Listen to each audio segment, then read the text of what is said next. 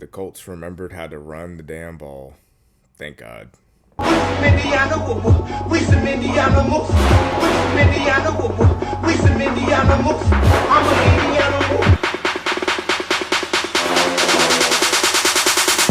We don't take 1, 2, 3. We make the f***ing rules in time. No more talk. Just win. Let's go. Touchdown, I-N-D-Y, Anthony Richardson.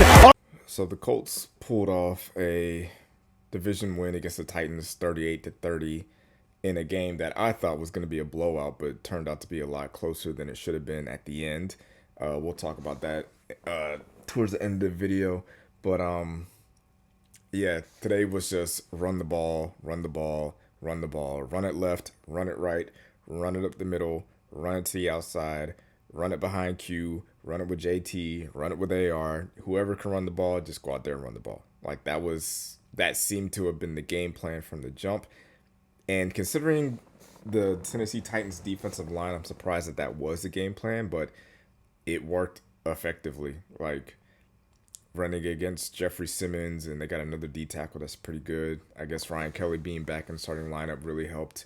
Obviously having Quentin Nelson out there, like the offensive line just balled out, man. They just mauled the Titans defensive line all game long for a franchise setting rushing record for like over 300 something yards. It was insane. It was nice to see. And that's honestly what I thought that this team would kind of look like throughout the whole year, at least on the offensive side. I thought it would have been strictly more running the ball, getting JT the ball, our offensive line being dominant, letting AR run the ball, and giving him short, easy, like almost like one read type of completions where it's just like, if it's open, throw it. If it's not, run it.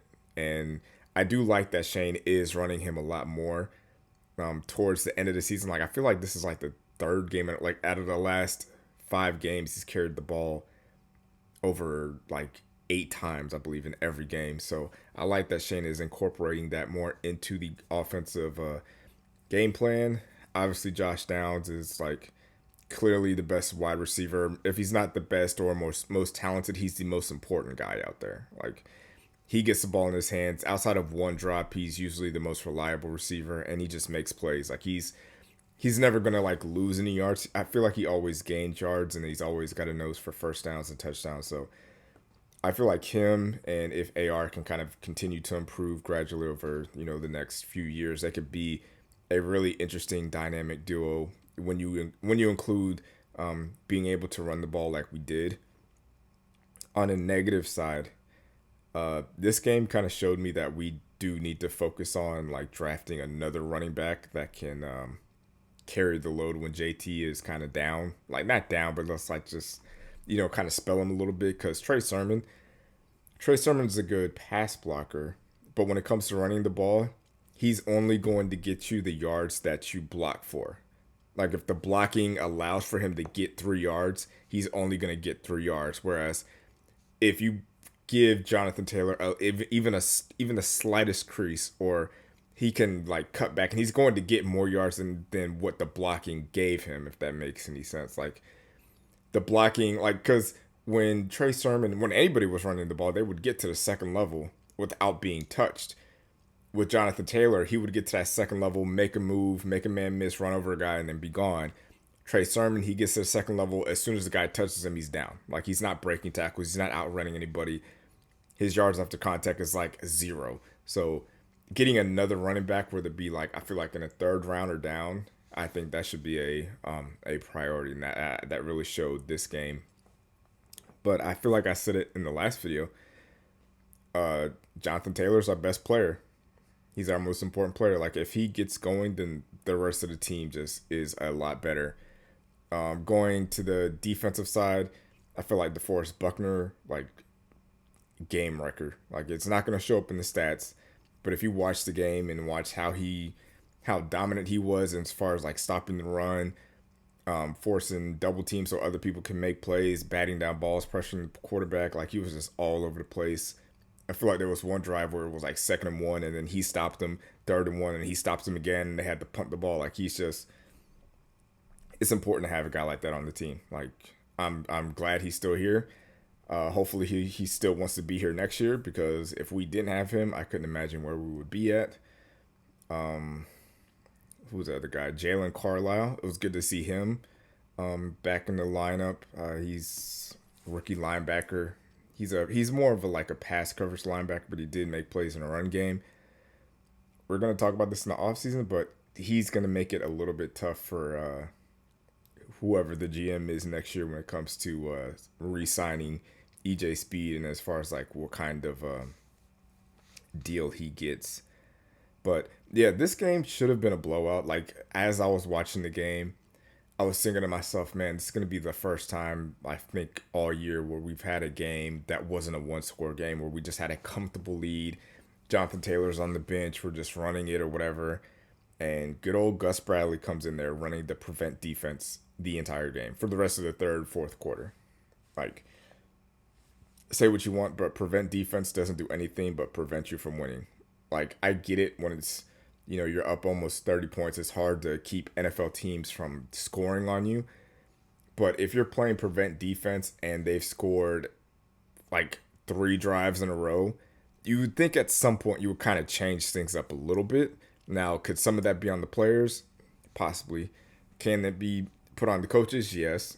But at some point, somebody's got to do something. Something should have changed at some point. Like the fact that I think Quentin got his ankle rolled up on, and he had to go back out there. Jonathan Taylor had to go back out there. And it's just like, man, you just kind of want the defense to kind of slow down that Titans offense. Like that was a bad quarterback display out there. Like Mason Rudolph is not a starting quarterback in the league, and he's not that good. And for him to bring them back into the game against our starting defense the entire time, yeah.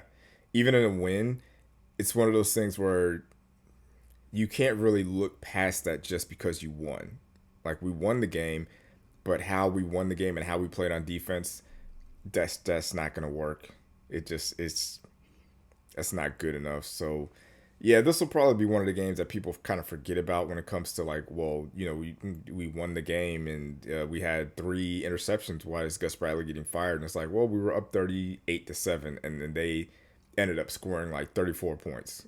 Like, nah, it can't be that. But it was good to get a win. I mean, our playoff hopes are like that much, but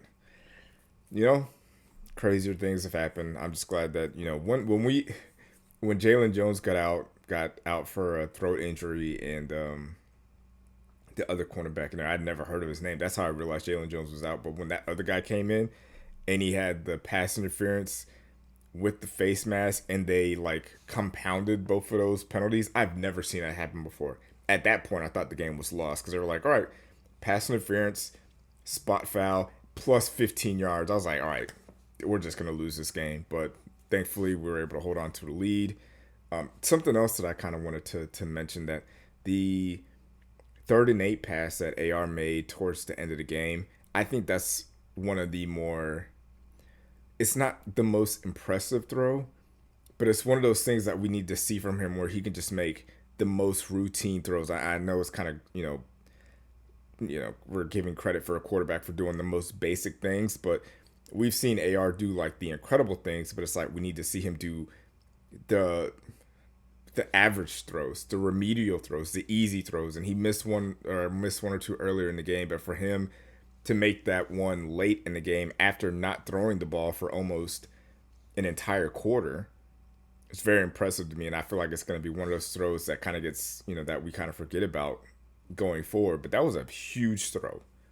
But yeah, this was one of those games that we had to win. We haven't beat a lot of good teams on our schedule. All the teams with winning records, I believe we've lost to. You know what? I'm going to pull it up. We've essentially spent most of the season losing to the good teams and beating the bad teams. Like, if you go through all of our losses, I'm trying to think what's the worst loss on the season. Probably the Jaguars.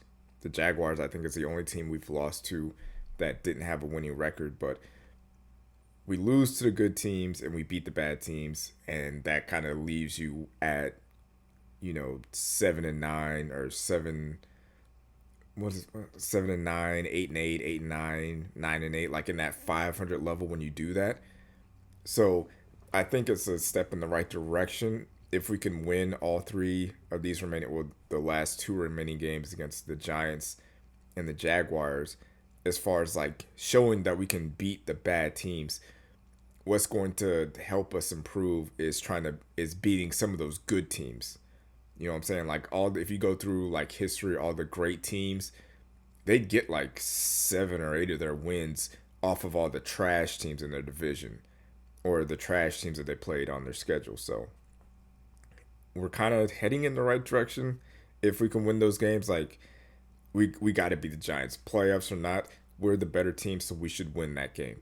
Just like today, we were the better team and we won today. So it was a relaxing game until it wasn't, but I'm just glad we got a win, and hopefully we can roll that over into next week and keep our very slim playoff chances alive. So we'll see what happens next week. Let me know in the comments how you guys feel about it. Peace. Thanks for watching, babe. Make sure to like this video and subscribe to the channel.